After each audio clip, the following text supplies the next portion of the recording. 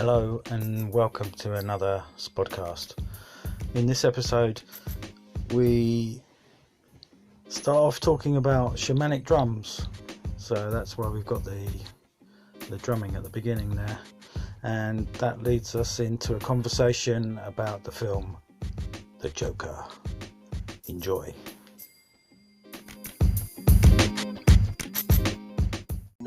You're not going to run out and buy some shamanic drums then? No, I might now have to. Oh, you might have to now, yeah.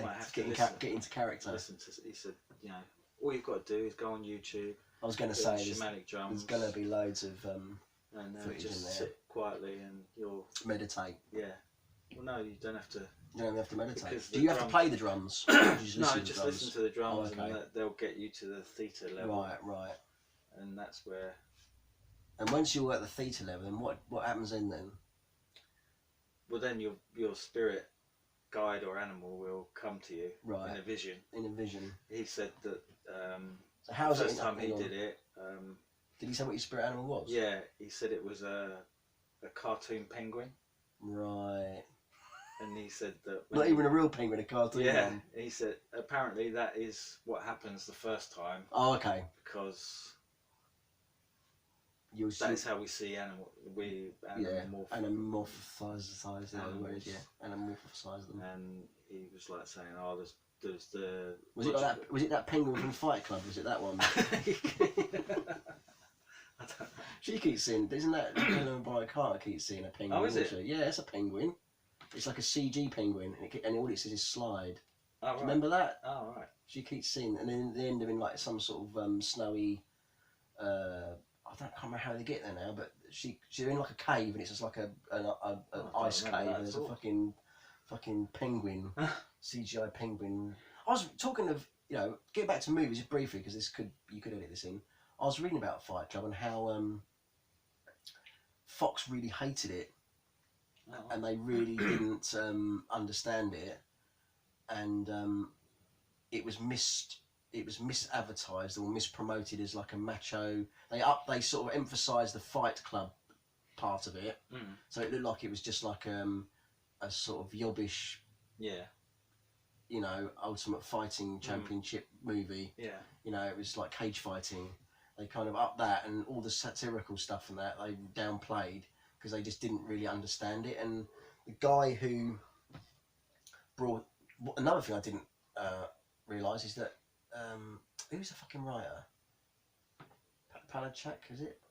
Chuck Palachuk. He wrote books, didn't he? Oh, yeah, I know the name. But yeah. Anyway, he's only paid $10,000 for the rights. Yeah, Chuck Palachuk, I think his name is. He's done quite a lot of. There's another film called Choke that he did. It's maybe quite good. I've never seen it. No. It's about people who get off on being choked. Oh, right. Choke fetishists. Oh. But apparently it's quite a good film. But I remember it coming out. But yeah, basically it was going to be a low budget thing, and then when Pitt got involved, that's when the budget skyrocketed. And obviously David Fincher was on board, wasn't he? To direct it. And the guy who brought it to the studio, the producer, basically it ruined he got fired from Fox basically, and Rupert Murdoch hated it, despised it, really wanted it buried really, and it did better over in Europe than it did in America. It kind of really tanked in America, but I think the Brits kind of and Europe kind of got the the comedy and the satire out of it. But now obviously it's regarded as a classic, isn't it? Well, they were bringing it up because they were saying it's for some reason, which I don't understand why, and this kind of gets on to what we're going to talk about, is that it's been compared to Joker for some reason. I think because it's counterculture stuff. Yeah. Well, that's how they're trying to market sort of Joker. Anti sort of establishment and society, isn't it? Yeah. So I kind of understand the comparison, but it's Fight Club's in a different league altogether. To be honest with you. I wouldn't even put. They've tried to compare Joker with Falling Down as well, like in that whole. They've lumped it in with all those other sort of anti-establishment, counterculture kind of movies, but it is fundamentally quite a shallow film, Joker. I don't quite get all the acclaim for it, but I guess I really wanted to see it, and now I'm not sure I do. Well, I was thinking about it the other day, and I was thinking, this might sound very dismissive, but to me, it's the millennials' idea of Taxi Driver. That's how I see it. It's like it's if a millennial made Taxi Driver today. Even the fact that it's got Robert De Niro in it. Yeah, exactly. Yeah, I mean, that must be like a nod to. Well, there was. I don't know how true this is, but again, it's the internet, so it could be bullshit. But I was reading that originally, Scorsese was in line to direct it. Oh, right. Or at least produce it. We would have had a producer credit on it, which makes kind of sense, really, because it is so clearly influenced by his stuff. I'm not sure he would have wanted to direct it. What was the other film that De Niro was in, about the comedian? The King of Comedy. Yeah, the King of Comedy. Yeah, I mean, yeah, if you merge Taxi Driver with the King of Comedy, that is effectively Joker. Yeah. It's nothing new. I think if your film knowledge is fairly limited, then you might think, wow, it's groundbreaking. But yeah, I couldn't help watching it be reminded of other better films. That's the thing. Not that it's a bad film. It's just covering old ground. Yeah, that's basically it. It is covering old ground. But nothing new to say. Not really. No, not. I mean, I guess. No, I suppose shoehorning it into the DC Batman universe is a twist on it. But even then, the kind of comic book stuff seems like a bit of an afterthought, really. It's an origin story for Joker, and Bruce Wayne, aka Batman, is in it as a young child. But even then, it doesn't quite add up, because I was having this conversation with Ben Jones about it. Like, Joaquin Phoenix is too old, really, because Bruce Wayne is probably about 12 in the movie. So, not that I'm so up on the comic book, but chronologically, I would have thought Joaquin Phoenix should have been more Bruce Wayne's age. Right. So they've had to sort of, because if Bruce Wayne's to grow up to be Batman, say he's in his 20s, then you could add another 15 years, say, onto Joaquin. And Joaquin's probably 40 something now, isn't he?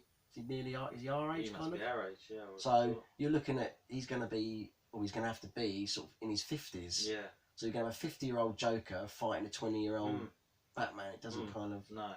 The timing's a bit out, but they've said it's kind of not really tied in with any of the Batman comics or lore. But then why bother doing it? Why tie it into Batman? Why call it Joker? Why not make it just about a guy who's losing his marbles? And that's what I think my main criticism. Not what my main problem with it is. It'd probably been better if it wasn't even tied in with the Batman stuff. If it had been a character study about a guy who's marginalised and he's having to look after his mum and he's sort of on the edge and he can't get medical help and all the rest of it, and there's no social security agencies to pick up the slack and look after him. That might have been a more interesting story, but it's like they've had to they've done a bit of that, but then they've sort of had to tie it into Batman. It makes it just a little bit of an empty, sort of superficial experience, really. Unlike your Taxi Drivers and your Falling Downs and your Fight Clubs, which were more pure. They're pure. The idea's purer. Yeah. It's like the comic book stuff dilutes the story. Is trucks a word? My main truck with the film. Yeah, I think it is. Oh, that's my main truck with it. Anyway, is that the comic book stuff seems very perfunctory and bolted on and dilutes the story. You're not going to see Joker and Batman, like Joaquin's Joker. Well, no, I guess this film's made loads of money, so it's not unfeasible, because money talks, doesn't it, in Hollywood? But Robert Pattinson is the new Batman. Oh right, I didn't know. Yeah, he's been cast. I don't know how old he is. He's still in his 20s. Is he still 20? He's not 30 yet. Maybe early 30s. Okay, I'm not sure how old he is. But so he's Batman. I suppose, could it work? A 30-year-old? Well, if Joaquin's 50, 30 and 50, I suppose it could. But then, would that work? Because I suppose it might kind of work, actually, thinking about it, because But how would it work? Because if in the Joker film, Bruce Wayne was shown as a 12-year-old, and then he's meeting Batman as a 30-year-old, sort of like 15 years or whatever would have had to have elapsed, wouldn't it? When I suppose makeup and shit. Could age him. They could age him. Yeah, I suppose it could. It could. I guess it. Yeah, I guess it could kind of work. Whether he want to reprise the role, I don't know. Did he bring anything new to the table? Everyone goes on about his performance, It's a very committed. It's basically a one-man show. It is very much a one-man show, really. No one else really. There are some sort of peripheral characters who get a little bit of lip service, but generally it is just he's pretty much on screen the whole time. So, it is. That's quite a big task, isn't it, to sort of carry a whole film. And I guess he does do it. I mean, it's a very committed performance. It's very different than perhaps the other, like Heath Ledger, and very different than Jack Nicholson's. Obviously, I mean, it's poles apart really. It leans more to the Heath Ledger. Although you like, again, I'm not really that up on the comic books or anything, but people have said that he just seems to be a lunatic, and there was always method in the madness with the character Joker, right. Whereas you this is not a guy you could think could be like a criminal mastermind, because he's just mental. Yeah, just mental. Yeah. So Joker was a sociopath or psychotic or whatever, even perhaps more like a Patrick Bateman type narcissist, Right. But there was real kind of animalistic intelligence with the Bateman, wasn't there? With, like you say, with this guy, he's just fucked in the head. Yeah. So could he really rally a load of acolytes and the Joker gang? Could he really marshal a load of people to his cause? Maybe if they were all like him, maybe. Yeah. But I don't know. But like I say, not knowing enough about the comic, I don't really know. I know Arkham Asylum. There was a comic book where it's set in Arkham Asylum, where Joker has been committed to, and there's like a break. He breaks out of Arkham Asylum. So he has been shown to have mental issues in the comic, but not as far gone as he is in this movie. At least I suppose he could clean his act up a little bit and become a bit more measured and focused. But I don't know. Yeah, I mean, some of it just didn't quite. I mean, it is for what it is. It's entertaining, but it's just not groundbreaking, really. So how does it tackle the mental health problems that he's got? Then is it sympathetic to them? Yeah, or it's quite. Or is it? I mean, you could say it's a little bit.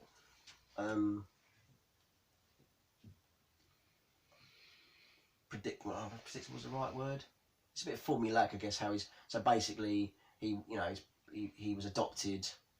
It sort of ticks all the the sort of mental illness boxes. He was adopted as a child. He was abused as a child. Neglected. Neglected. Wasn't loved by his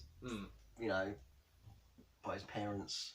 The cliches sort of recipe for psychotic behaviour.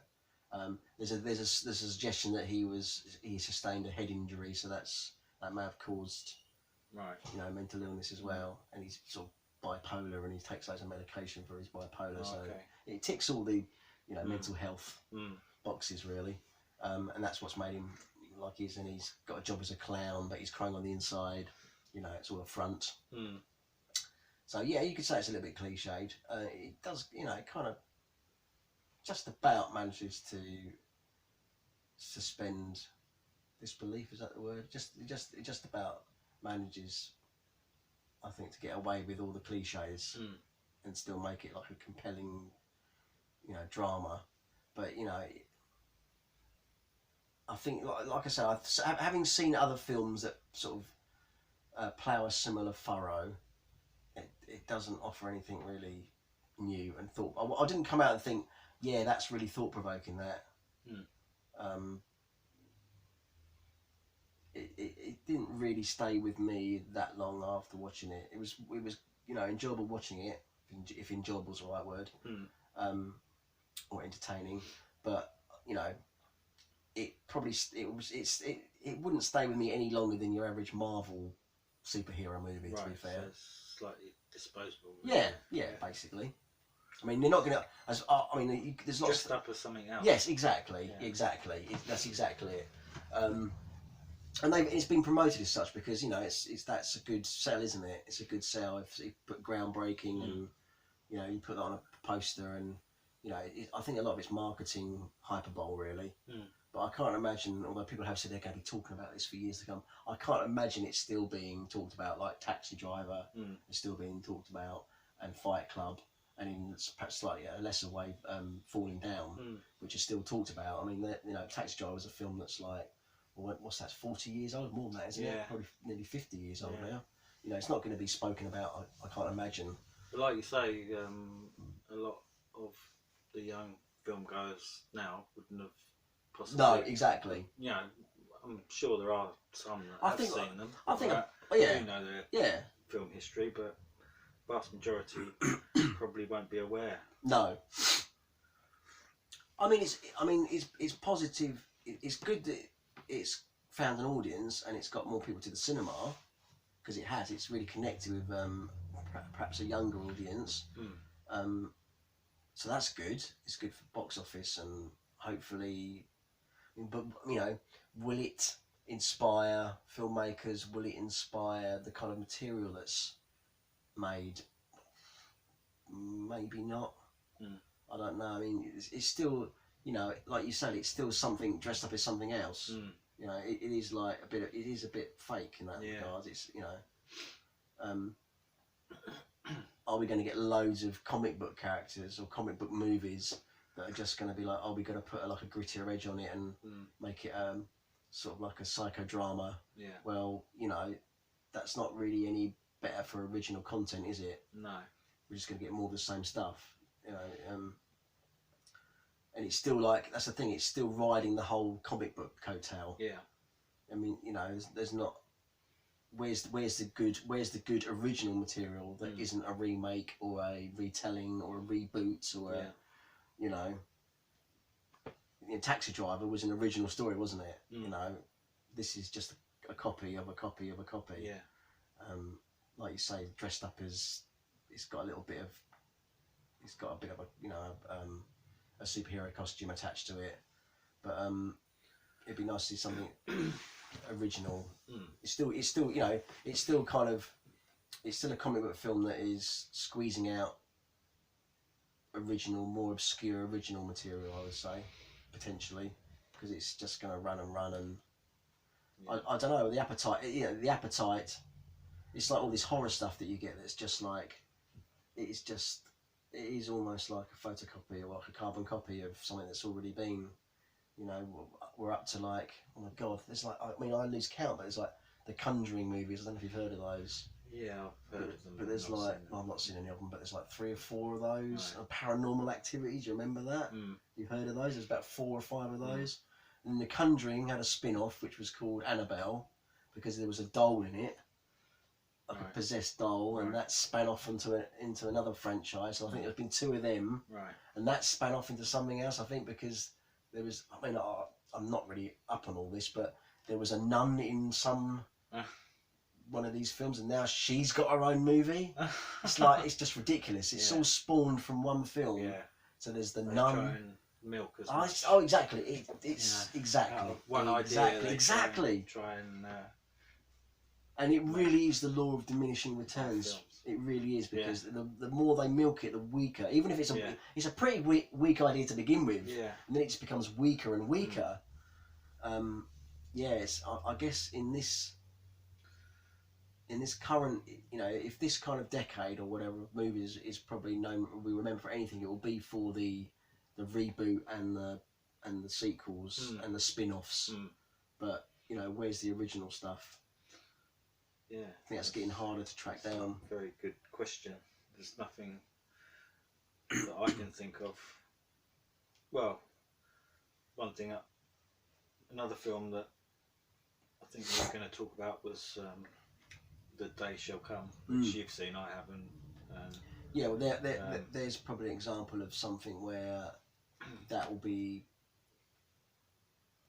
dismissed in favour of these more showy controversial. I mean that's controversial in its own way, but it's quietly controversial. It's not like, you know, it's not kind of, it's not shouting it from the rooftops. And I'm sure that, you know, the fact that Joker's been such a massive success, that the box office for that will suffer because people, you know, they don't want to see that kind of thought-provoking material. They'd rather see something that's a comic book film that's pretending to be thought-provoking. Yeah. Because it's reassuring, like, you know, even if you find the subject matter uncomfortable, you've still got the old, but it's a comic book origin story to fall back on. Yeah. And that'll get, you know, if you said The Day Shall Come was like, I don't know, a Daredevil origin movie, you'd probably get more people in to watch it. But because it's a standalone, you know, you know, it's all about 9/11. 9/11. That's so long ago. Yeah. I mean, it's not directly about 9/11, but indirectly it is. Haven't we done that? We've seen that film. We've seen 9/11. Let's forget about it. You know, it's over. Yeah. You know, let it just slide. You know, let's watch another comic book origin film. It's much more sort of entertaining. Yeah, and reassuring. Yeah. You know, so I think that's a problem with.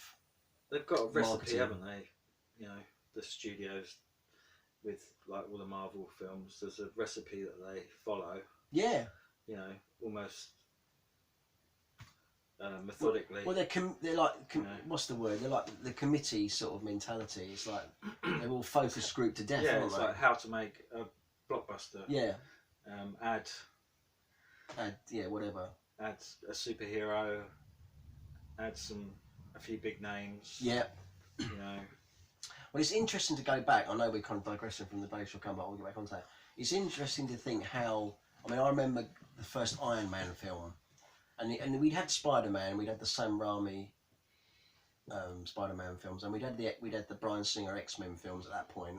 So it wasn't really. But I remember it being a risky proposition because X-Men had kind of come out of nowhere, but it kind of had become a brand in itself. So at the time, I mean, I know the third one, X-Men film, was a dud, but I mean, at the time, that was a pretty much a fail-safe money spinner. Same with the Spider-Man movies. You know, Spider-Man was a massive hit. Sam Raimi and Tobey Maguire movies. They were licensed to print money, so they knew that the sequels were going to be big.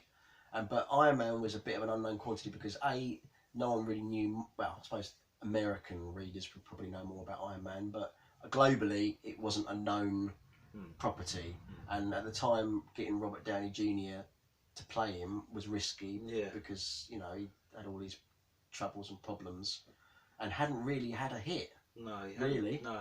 The film he did before was Kiss Kiss Bang Bang, which basically flopped and faded into obscurity. I think it's a really good film. Yeah, I like that. Yeah, it's kind of different and quirky and with Val Kilmer. With Val Kilmer, yeah. And it's a bit left field, you know. It's Shane Black who, well, I was going to say could write really good zingers and dialogue, but having seen The Predator that he worked on, I'm not sure if his powers are diminishing. But anyway, his writing was very strong in that, and I'm sure he wrote them. There's a film called The Nice Guys with I think I've spoke to you about this. Have you ever watched that? Russell Crowe and Ryan Gosling. Yeah. Which has got some awesome dialogue in it. I think I watched. I didn't watch it all. Not a great film.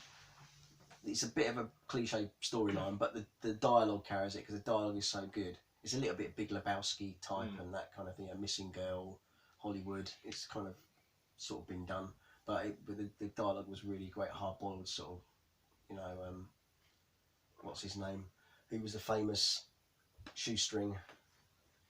Not Bugsy Malone. What was his name? Oh, you know, didn't Stacey Keach play him in the TV show? Marlowe, yeah, Philip Marlowe. Yeah, Philip Marlowe type dialogue. The femme fatale and all that. But anyway, so getting Downey Jr. was a risky thing, and no one thought the MCU, as it's now called, Marvel Cinematic Universe, no one knew that was really going to take off. So Iron Man was a risk, but then once that broke fairly big, and then obviously since then we've had the whole MCU, the global phenomenon, the billions of dollars that it's made. I mean, it's been pretty much a license to print money. Although I think they're going to have trouble with the next batch because looking at what's coming out, it's, you know, I'm not really up with my Marvel stuff 100%. Are they scraping the barrel? Well, they are, yeah. I mean, with the superheroes. Exactly. It really is, you know. I saw, I don't know if you've seen it, Aquaman. I didn't see it, I heard it was bad. But that's DC though. But oh, that's DC, yeah. Oh, see, I don't even... But even so, it looked terrible. Yeah, and I had watched the Justice League, which Aquaman was in, and that was awful.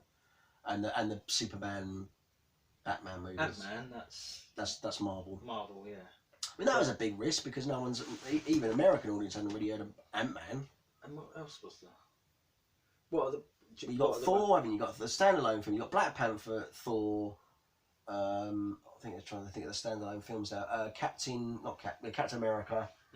Doctor Strange, which is Cumberbatch, the wizardy type magic guy. I think he's chakras as well. Maybe your fella would like him. But of the Avengers, what is it? Hawkeye, Captain America, Iron Man, Black Widow, Hulk, obviously, Thor.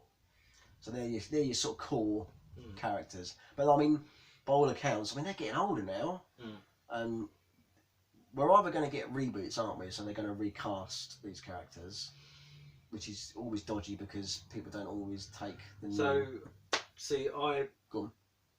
Let's go from someone who's not really followed the I've MCU. maybe watched 1 or 2 of the Avenger films, so I've not followed the whole thing.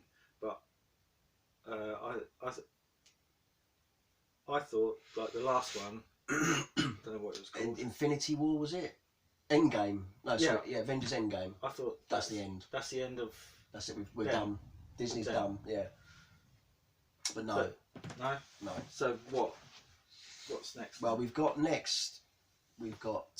Black Widow standalone movie. Black Widow is the Scarlett Johansson character, but she died in Endgame. But this, by all accounts, is going to be a prequel. So whether they're going to de-age her or just... That's another thing, isn't it? Prequels. Prequels. Yeah. Sequels, prequels, reboots. Reboots, yeah. It's a on prequel of a prequel. It is almost like pot will eat itself, and then they, like you say, they'll reboot when there's a next generation.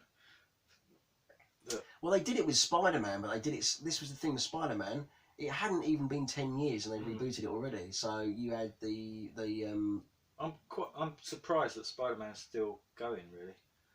I'm surprised after the last film because the last film was pretty desperate and tired. I found it quite... I actually found it tedious. Oh, right.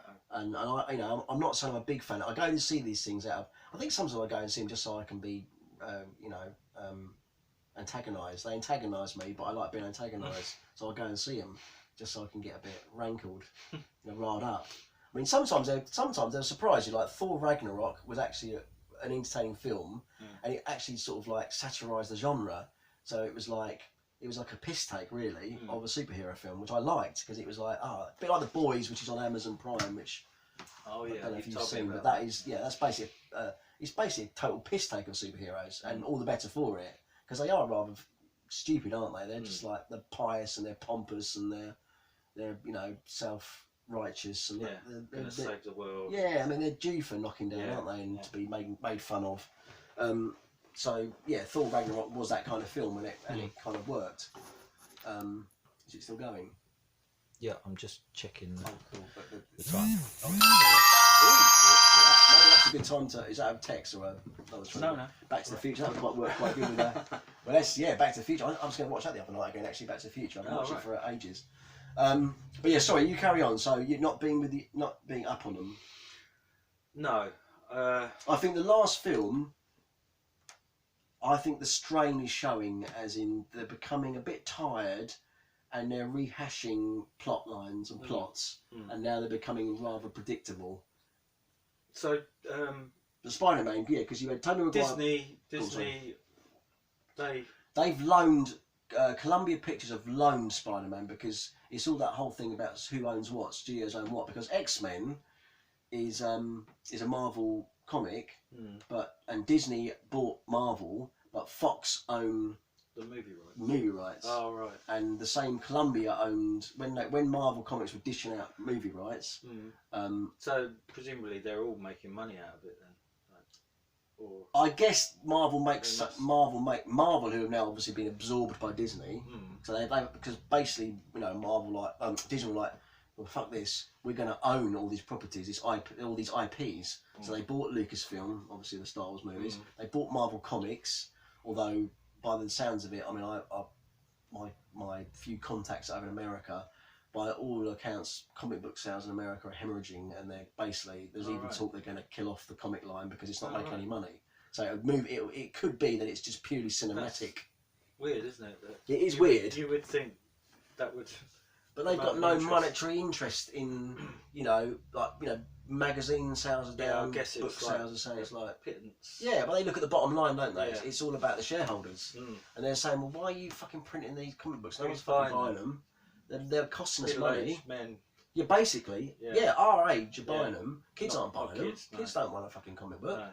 No. They'll go and see the movie. They go and see like a Thor movie or an Avengers movie. They probably don't understand the whole concept of like actually buying a physical thing and reading it. Yeah, no. Or even reading. Yeah. Reading's becoming. Yeah. I don't know. I mean, I'm not a teenage boy, but my understanding is it's video games and YouTube and stuff like that these days, and reading anything, whether it's book or a comic, is quite alien unless it's like a textbook from school, maybe a school book. So yeah, there's no money in it. So there's the talk of them gonna, so you've got the situation where the movie, for example, what's the fucking movie? So it's almost like it's killed the thing that it came from. Yeah, basically. The success of the films has like destroyed. Yeah, I mean, Guardians of the Galaxy, okay, huge. Yeah, it's basically exactly. It's killed the other medium. Guardians of the Galaxy, which is a huge Marvel superhero hit, but the comic book has been cancelled. So now it only exists in cinematic form. And there might be the odd spin-off they do now again, or maybe the characters will I mean, it could be that. I think still the major characters like your Spider-Man and your Batman, that's DC, and Superman, and they're still clinging on. But even them sales are like, they're not great. So on your Facebook, you've got a thing about I think it's like a crowdfunding thing. Oh yeah, for a comic. I don't know if you've seen how that is struggling to make money. Oh right. I mean, I backed it obviously because I'm a big fan of when we went to that thing in Eastbourne, I bought Zachary. Oh yes, Rock of the Red. Yeah. Because it's football. Yeah, it's football related, and it's got a bit of sci-fi in it as well. Yeah. It's kind of. I mean, I'm not a massive football fan. In fact, I'm not a football fan at all. I read them. I basically I bought the comic to support the writer and the artist, and I like his work. So he's the guy who wrote Judge Dredd, obviously. John Wagner. They're struggling to raise the money. I think it is, and to me, I'm very surprised by that because, and it's a valid point because someone put on a forum, they said, with all the fans, like the 2000 AD fans that exist, because you don't have to pledge. You don't have to pledge like the amount to get the graphic novel. You can just pledge £1. So it's not asking for a great deal of money. But if you put all the people who read 2000 AD, I mean, I don't know what the sales are. I mean, sales of that aren't great. I think it sells about 20,000 copies a week, which is not a lot. I mean, back in the 70s, it was selling like 250,000 copies a week. So it can't really be making. I think they make a little bit on what they call residual sales, which is when they collect it as a graphic novel, and people buy the graphic novels. Right. So they can they can reprint it. Yeah. So I think it probably goes into the is it the red? Is the red good or black? Is the black? Black. I think it goes into the black when they probably do reprints and people buy collected. There are maybe enough people out there to buy. Yeah. The weekly, so I think just about it's probably breaking even, maybe making a little bit of money, but not, it's not making millions. Yeah, but they're not. But yeah, this crowdfunding thing, like you were saying, I mean, I find that because even if you had 20,000, I'm trying to think what the amount it's asking for. I think it's asking for £28,000 to. What is that to? That's to print it and to pay the artist. Do the whole what? You get a graphic novel at the end. Oh, of okay. it. Yeah. So if you. So they're not producing a comic like that you could go and buy. No. Well, I mean it'll be a graphic novel. It'll be a graphic novel. Yeah, it won't be like individual issues. They did in the past. Right. But it wasn't financially viable, so they've gone this approach, the crowdfunding approach. But like you say, I mean, you know, like I said, if even if every 2000 AD reader just pledged like £2, that would have been it. That would have hit its goal. But people just aren't. Well, I mean, they are. You know, I think it's made. I think it's up to. Oh, last time I looked, I think it's 18,000. I think it's up at the moment with another 13 days to go or something. Right. So it's got to make 10 grand in the last 2 weeks, basically. So it's an uphill struggle, I think. But yeah, there's so many similar things, isn't there? Like crowdfunding things. People Oh yeah, it is competing. You know, I mean, it is competitive, and I mean, I've. But again, I think like we alluded to. Donated. Yeah. I have because you know I want to support the creators and you know and I like their stuff and I liked Rock of the Red, which was the first one. This is what's this one going to be called? Pink. Well, what is it? It's still Rock of the Red, but it's something else. I don't know, I got a preview comic of it, but I bought a preview of it. They did print one of the first issue off. That's really annoyed me now. She's just going to find the comic. No, I can't find it. I was reading it the other day. Oh, it's called Rock of the God. Oh, right. Oh yeah, because he's been promoted to godlike status. But this is more sci-fi than the football stuff's taken a little bit of a backseat in this one by the looks of it. They've made it more of a sci-fi comic. I think I think by the admission of the creators, it's a hard one to sell because it's sports and football is quite. It's a big thing, isn't it? Football, but it's niche in comic form. You know, I suppose it's got precedence with Roy the Rovers and stuff, which they've also rebooted. That's been revived. Oh, okay. By Rebellion, because Rebellion basically bought, who's the company who owns 2000 AD, they basically bought an archive of thousands and thousands of comics, and they now own Roy the Rovers. They own not the Beano's still going, but they like Whizzer and Chips and all those IPC. So do they plan to slowly? Yes, I think. What in? Well, standalone comics. I think there is. I think they're just testing the water to see it, and then reprints of the old comics. So they'll reprint them. Collectors. Do you remember? Not Commando. That's a separate thing. Battle. Battle. So they own that as well now. Okay. So they're reissuing Battle stories from back in the day. And and quite nice, sumptuous.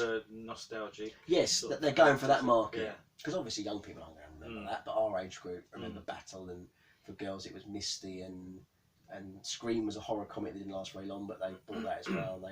They're kind of testing the water with reviving some of these comics, because they're also now like moving into film production as well. I think they've also got an eye to creating cinematic, properties with these IPs. Right. So I could quite. So on a smaller level, Rebellion are doing what Disney. Yeah, exactly. On the comic. Yeah, I think they've seen the MCU model, and they are in a very small British, very colloquial British way. They're doing the same sort of thing. They're going, this is work for. So we can do that, and we own this, and they can make video games, and because they're a video game manufacturer as well, so they can produce video games, and it wouldn't surprise me. I mean, here's potential ones. So they own Roy the Rovers, so you could have a movie, couldn't you? That's not going to cost you a lot of money. No. So you could do a football game like FIFA, and you call it Roy the Rovers. Just give it that name, like we had back in the 80s. You remember Daley Thompson the Catherine? Yes, we had all the sports stars era. I know Roy the Rovers is a fictitious character, but you got Battle, where you could have like a war movie. Yeah. It's a very shrewd potentially investment. You know, you could have another Dread film. You could have a Strontium Dog film, a Road Trooper film, which is in production with I want to say Duncan Jones. Yeah, so it is a shrewd move, and whether it'll pay off, sort of more of a. That's a long term. It's a long term. They're projecting into the future, I imagine. Yeah. And as long as the comic book stroke, you know, whatever, all these cinematic universes bubble burst. Yeah. As long as they don't burst. Well, eventually it will, won't it? Yeah. You would think. You think, yeah, because it is kind of cyclical, isn't it? Yeah. Like fashion and things like that. It goes around and then it's not trendy anymore. Now, isn't it? Yeah, it's like in vogue. To But I do think with the new, like you said about Marvel scraping the barrel with the characters, I think it is showing signs of strain, because what I've seen that's going to come out in the next, because I think they're projected for the next. There was some like a convention in America, and I you know, have a cursory interest in it, just to sort of.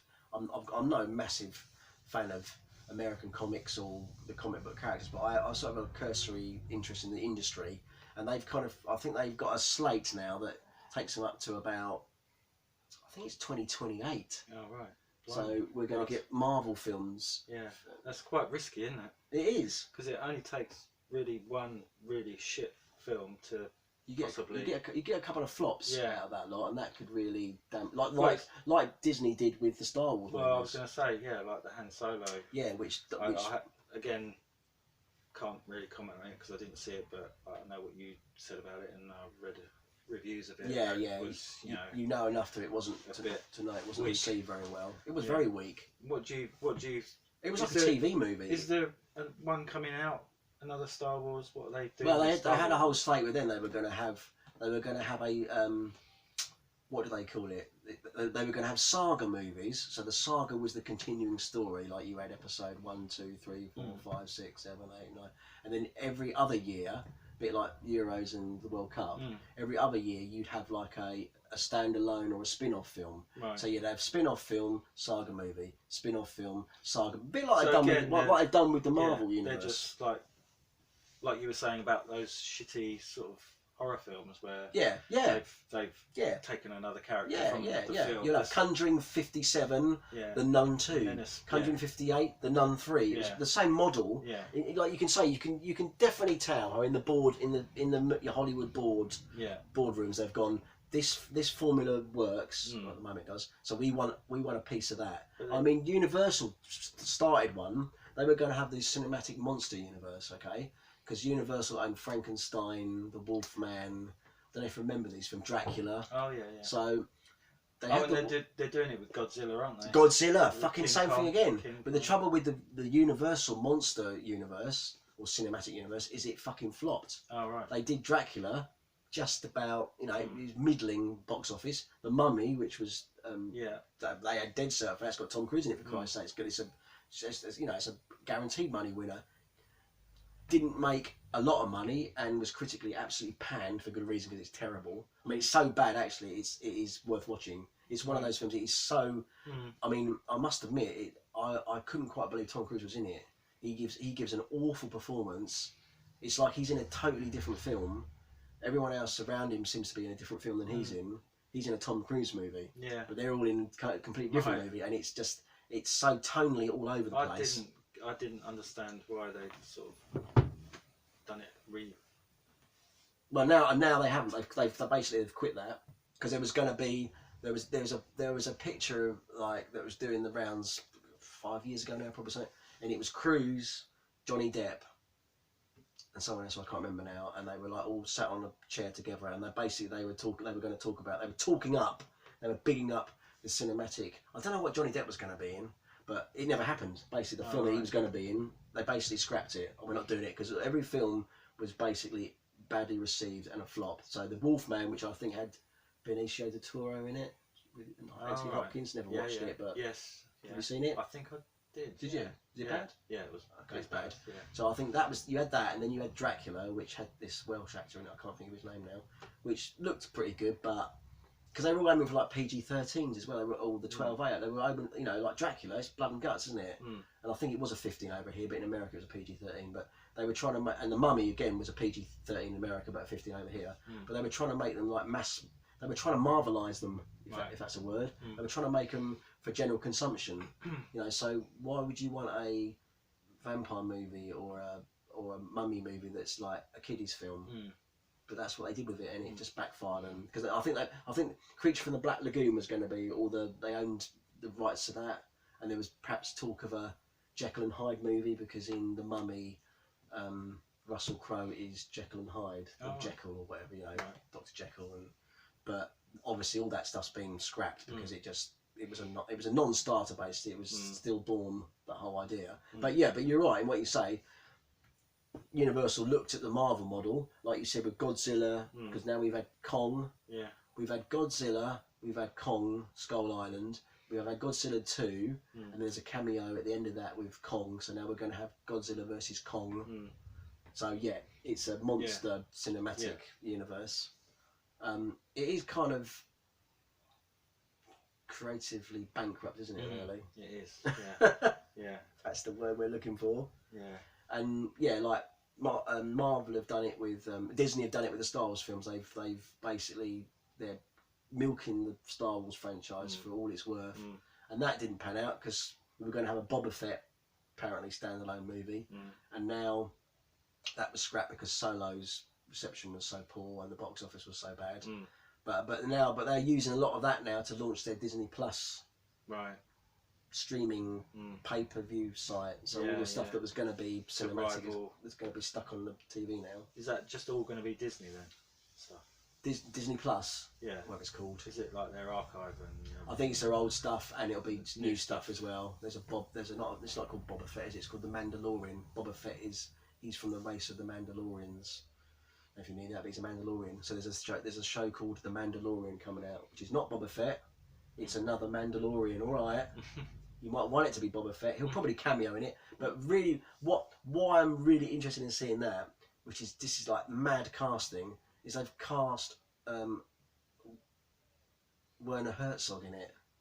Oh, right. Talk about left field casting. He's got, so I think it should probably be worth watching just because he's in it. It's like, real. How old is he? He's got to be 70s, is he? Yeah. But he's like some sort of bounty hunter. He's mental. He's mental. Yeah. He comes across mental. I've seen a trailer for it. He's mental in it. He's just he's a crazy guy. Yeah. He worked with Klaus Kinski, big enough to make you mental in it. So there's definitely a bit wide-eyed insanity in the trailer I saw, which could probably only be to the series' benefit, but it's still, it's an old. They're still flogging it, aren't they? It's still an old. I'll tell you what, I saw a trailer for. I think it's on Sky. Watchmen. Yeah, they've rebooted that. Yeah, with Jeremy Irons. Yeah. Who's he? Who else is is he Rorschach? No, is he? Is he just at the very end Captain Manhattan or whatever? He's Dr. Manhattan. Sort of nasty. He's a bad guy, is he? He must be. Who would he be then? Who else is in it? I can't remember. Has he got some big? Isn't Robert Redford in it or something? I don't know. I thought Robert Redford was in it. I read somewhere. I read he's playing President Robert Redford. Oh, right. He's actually playing himself as the president. He's Oh. President Robert Redford, and he is Robert Redford. Clearly, that's a bit meta, isn't it? So yeah, he's playing himself as the president. Oh, right. I don't know if he's playing Robert Redford. He might just be a president who's called Robert Redford, but he is Robert Redford, obviously. But I don't think he's like. I don't think he's. He might be. He might be like so meta because Reagan was a fucking president, He'd wouldn't he? be better than. He'd be better than Trump, wouldn't he? Yeah, Yeah. exactly. So maybe they thought, what if Robert Redford became the He president? looks like a president. He does doesn't look very Yeah. presidential, doesn't he? So, Yeah. and he was in All the President's Men. Yeah. There's a little nod and a wink there to that, Yeah. not there? So yeah, he's playing the president apparently. I'd vote for him. I'd vote for Robert Redford, definitely. Yeah, me too. If we could vote in the American elections. That and apparently it's like nothing like the comic. Oh, right. So they've taken the characters and they've basically turned into something completely different. So there's been a bit of an uproar in the comic fraternity. Why bother making Watchmen if it's not Watchmen? But then again, Watchmen has been made before by Zack Snyder in the film Watchmen that we went to see, didn't we, many years ago, and mixed feelings about it. It was all right. It was quite sort of gritty and it had its moments, didn't it? It changed the ending. Which have you still got the copy of that you The movie? The book. Oh, the book that I nicked from the Milky Bar Kids. Milky Bar Kids, yeah. Yes, yeah, I saw that somewhere. I think I was packed away, but yeah, it was. He nicked it from a library, didn't he? And then I nicked it from him. So it was Nick. Although Nikki said that wasn't the Milky Bar Kids copy, she said it was from a bloke. Tim Nice but Dim's copy. Oh right. She thought it was Tim Nice but Dim's coffee. Coffee or coffee? Milky Bar Kid. Milky Bar borrowed it maybe. So it's like it's Yeah. been like stolen 3 times or whatever. But whoever's copy it was, I ended up with it. It landed finally with me. And I'm a bit torn about Watchmen because I struggle with it. Everyone holds it up as like a classic, which I suppose it is. It was one of the first sort of adult sort of comic books when that was a thing. Like everything had to be dark and brooding and gritty. But I think Alan Moore, who wrote it, I think he's done better stuff. I don't think it's. I think for the it was probably the Americans' first exposure to him as a writer because he used to write for 2000 AD and he did stuff like Skiz, which was an ET sort of rip-off. He did Halo Jones, which I still think is the best thing he's ever written. She's like it's just a simple story. It's just like a woman or girl. She's like a young girl set in the future. And it's just about her going shopping and stuff. But then she gets involved. And she gets involved in like criminality, and then she ends up joining the army resistance and starts, it's kind of like the arc is kind of like the how this quite optimistic girl is sort of corrupted by her experiences and becomes a sort of embittered sort of warrior type. So it's got a very interesting arc, and it's really well written, and the art's brilliant as well. And that to me, that's the best thing he's done. Right. I haven't read everything Alan Moore's done, but to me that's up there. And Watchmen just didn't grab me in that way. Maybe because it's about superheroes, and I'm not really into superheroes. The silly costumes and all that, and although it does sort of the comic does kind of deconstruct that and the whole sort of comic book concept. It's all deconstructed and inverted and stuff. There is that to it, but I couldn't get over the silly costumes, to be honest with you. Like just as an owl. Oh right, no. But I think it's called Night Watch as well. Woo. But yes, so people who've seen the trailer, or I don't know if it's been screened yet in America, where they've gone like, oh, it's nothing like the comic, because it isn't, and that's it is like, why have you bought this property just to do something completely different with it? But I don't know, just leave it. Don't bother. But I mean, apparently the reviews have been quite good, so maybe I shouldn't sort of condemn it yet. But obviously Alan Moore condemns it because he condemns every sort of cinematic adaptation of his work. He would prefer it to remain just a comic. Yeah, he's quite a purist in that regard. I don't think he's actually endorsed any of his. In fact, he's asked for his name. His name has been taken off everything. But he must have. No, I don't. No, I think the story is that he wouldn't take any money. He wouldn't take because he doesn't own them. Watchmen rights. They're nothing. No, DC own them anyway. So because it was a thing a few years ago, they continued the story of Watchmen, and they did basically they took his characters and then completely different writers continued the story. Oh, and that would piss you off even more. It would piss you off even more because he created these characters, him and Dave Gibbons together.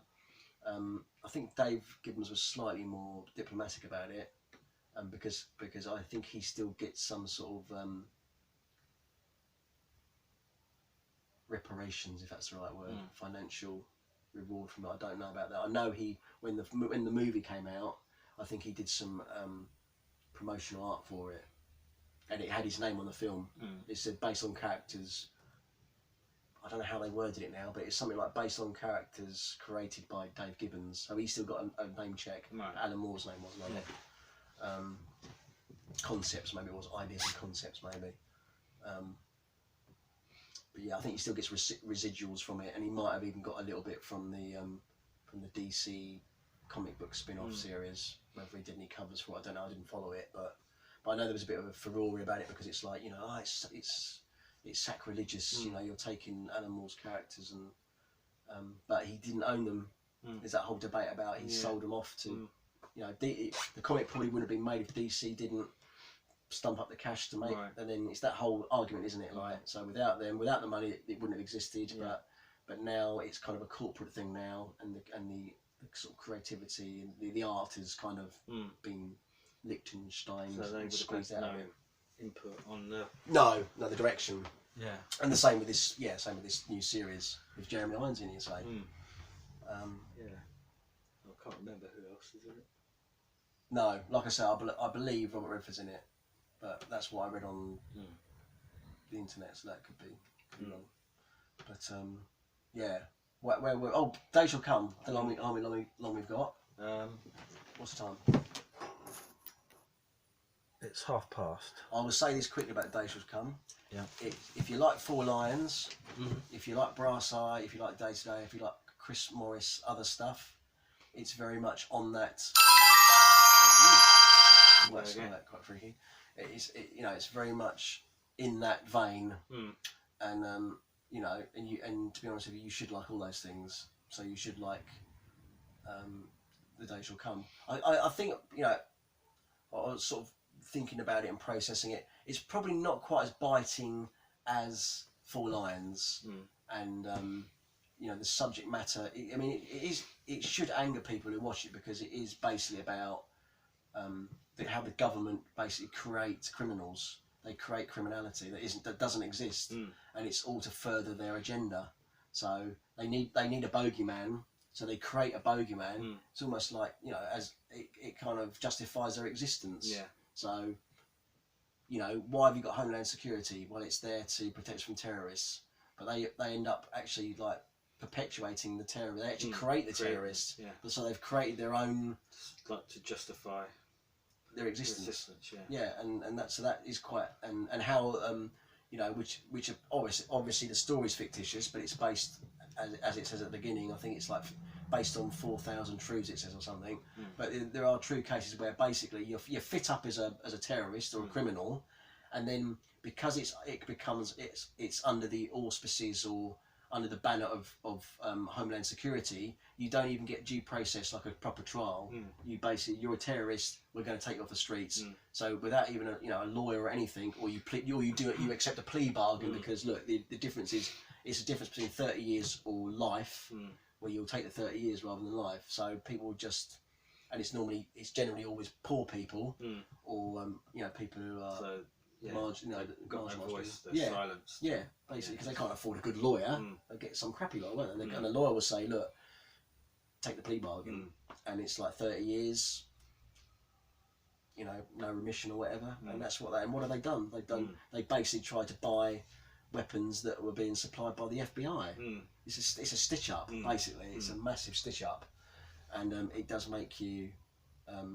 Obviously, it's set in America, but it make you question any justice system where, and you can guarantee it goes on over here as well, where people are fitted up with crimes, So yeah, they're creating. It is a crazy concept, but they are effectively like creating crimes that don't exist. Phantom. Yeah. Terrorists. And then being heralded. Yeah. As the saviours of the nation, locking people up, and before they've done anything. Yeah. Well, that's the other thing. It's like that, but it's like almost pre-cog crime, isn't it? Like in a Minority Report, it's like predicting crime. You may be a criminal in the future, so we'll lock you up now. That could be anyone, couldn't it? Yeah. But they'll say, well, you you fit the profile. Yeah. So we're going to take you off the street, so you can't in the future. So that's not. No. A just legal system, isn't it? It's like you commit a crime and you pay for your crime. You don't pay for something you haven't done yet. No. That's putting the cart before the horse, isn't it? Dictatorship, aren't you? Yeah. Which is where America is probably. Well, it's heading. Yeah. It gets to be like, I don't like the look of you, or you look like a criminal, or it could get ridiculous, couldn't it? Your grandfather was Hispanic. Yeah. You must be a fucking criminal then, so you're going away. And then it's going down the road of Nazism, isn't it? Yeah, exactly. Cleansing. Yeah. Like you say, racial profiling. Yeah. But it's definitely worth watching, and I recommend it. So go see it, people. I will. Or you. Yeah. And anyone else who's listening to this sort of rather strange podcast. Yeah. This podcast. Well, I think it was pretty interesting. Yeah. Happy editing, Millie, for that one. Yeah. got to edit Ashley's mum out. Yeah. I might leave her in. Yeah, you could leave her in. She wasn't asked for her opinion, but you know, she did ask you for a cup of tea. Yeah.